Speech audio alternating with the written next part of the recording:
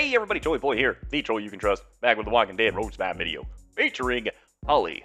Too many revives. And you bitch! Did you steal— Wait a minute. Oh, that's not the picture I want. Hold on.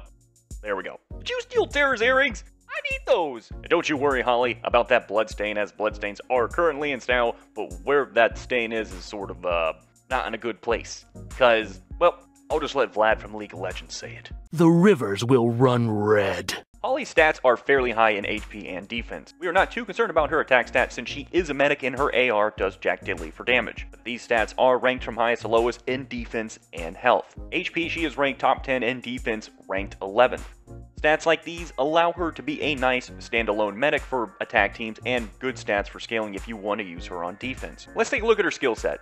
We get our first Guardian 2 for blues, and this being associated with Holly's skill setup is a bit awkward, as the other Guardian 2s besides Cal usually have some sort of a crit build into their Adrenaline Rush, but Holly doesn't. Holly also not attacking at all for her Adrenaline Rush means no Guardian 2 shields will proc during an AR usage, so if we plan on utilizing her Guardian 2 procs, we will probably want crit coming from other survivors. Being a Guardian 2 tells us we will have either one or two stats coming from our weapon and or combat mods. We'll have crit, which will take a little bit away from her tankiness, but the ability to give the team shields will give your team a lot more strength. Her AR is another breed of holy shit or god damn it, depending on if it's you using her Adrenaline Rush or the enemy. But get ready for Holly. She will revive someone first to 50% HP. The following 2 turns, she will give every other teammate 30% HP and Elusive!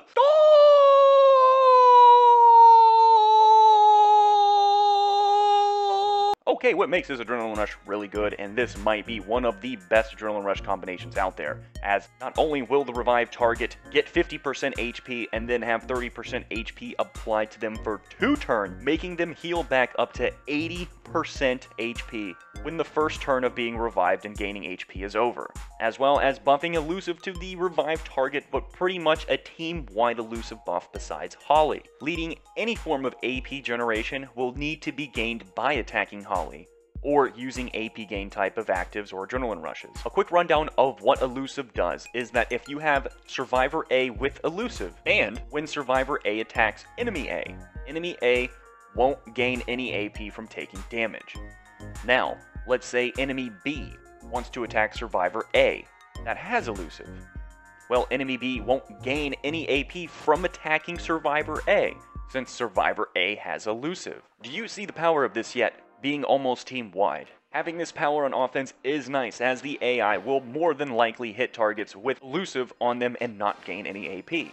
If you run Holly on defense and this goes off, then if the enemy wants to gain AP, they will need to attack Holly or use an active or AR that gives AP to the team. This allows us to set up Holly's weapon and combat mods a bit easier, as her design actually makes her a punching bag. Her active is 35% AP to the team, which pretty much is a free attack's worth of AP to your team.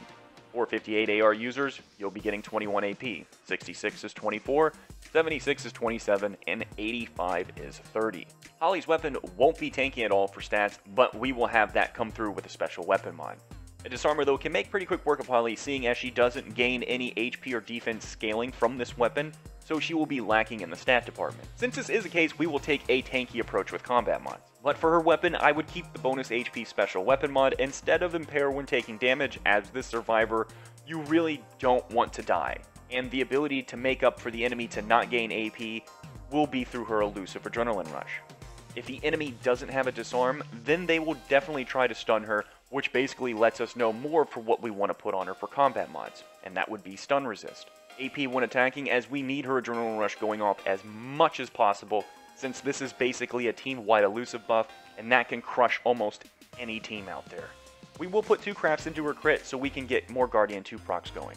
Looking over her weapon and giving it a little bit more thought, I also think that you can probably get away with this type of weapon as well. You can go 30 defense AP when attacking, and then remove the 20% bonus HP when taking damage to impair when being attacked. In the case that you are not really too crazy about her Guardian 2, seeing that it's really going to take a lot of defensive away from her, and if you're a top tier player, you're going to probably be dealing with Waylon, so you may need that extra bit of defense versus him. But potentially if you are in a low tier or mid tier where people don't have a lot of disarms, then it probably would still be okay to go with the first weapon, But if you really wanted to take a tankier approach and just really rely on Holly to use her AR strictly for reviving and elusive, then I feel this weapon right here can also be a good route.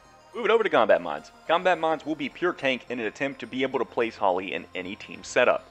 The defense set so we can take less damage to make sure the 20% bonus HP can out-sustain the damage being done. Defense versus yellow for trait disadvantages to make her more reliable in non-advantageous situations. Stun resist so even if Holly is crowd controlled and getting the living shit kicked out of her, we don't want to be stunned so we cannot fight back with the bonus HP from her weapon. Graze for more damage reduction and to help our bonus HP weapon to out-sustain the damage. The wild card will be health for bleed and burns, and that will increase the amount of bonus HP gained from her weapon. Moving over to the team comps, let's look at 2 attack teams and 2 defense teams. First attack team, we will use collateral damage with some help. Come turn 1, everyone attacks normally, then turn 2, you command Holly to place Elusive on your team. This allows you to stop any adrenaline rushes being used by your enemy turn 2 unless someone attacks Holly and gets commanded. Come turn 3, now that Brian and Conrad have Elusive, we can unleash their adrenaline rushes with no repercussions of spreading AP to enemies through collateral damage 2 and any splash damage special weapon mods. Also, during turn 3, we will be commanding Andrea to use her adrenaline rush. At this point, the enemy should be looking pretty thin. Second attack team, we will run another Andrea leader as I feel Holly shines, being able to apply on turn 2 Elusive to 4 teammates for 2 turns. With having the ability to prevent almost any adrenaline rushes going off turns 2 and 3, should buy us enough time to kill and decapitate a few enemies for those range revive team comps. We do have 2 85 adrenaline rush survivors who are Andrea and Tyrese, but we gain 40 AP per attack, so one of these 2 survivors within the span of 2 turns should take at least 5 AP's worth of damage so that we only need to command one of them. Moving over to the defense side of things. This first defense will bring in yellows and blues with Garrett leader. This team has many forms of making people who raid them not gain any AP. Garrett can use his Impair when taking damage weapon as he has a taunt to 3. Human Shield Jesus can also put absolute defense weapon on. Mackenzie Impair weapon and Yvette another absolute defense weapon. With this setup and then applying Elusive to it will reinforce no AP gain to the enemy when Elusive is not on the team. In the event someone raids us with a lot of crowd control, we bring in Mackenzie to clean that shit up. Second defense team, we will have a revive-based team. Dante, Holly, Violet, and Mackenzie for revives to make sure if the enemy doesn't bring a decapitate, they will be in for a tough battle. With this setup, Dante, Holly, Violet, Mackenzie can be commanded turn 2, along with anyone that took massive damage turn 1 and didn't get neutralized or impaired, because Dante has an AP when taking damage leadership skill. Once Violet starts placing bonus HP on an AP when taking damage team, it starts to really get out of hand and too much health to chew through to win as the AP per percent health conversion just starts getting too crazy, and if you don't have any crowd controls, there is a very good chance you are not going to win. And there you have it, folks. That's going to wrap up the video for Holly. Let me know what you all think about Holly. Do you think her skill set is over the top, just right, or whatever? Let me know in the comments down below. Thank you all for watching. If you enjoyed the video, it made you laugh and anything positive, please get a nice credit, drop a like, subscribe button, make sure you leave a comment down below. It's greatly appreciated. And on that, I'll catch you on the next video. Bye bye.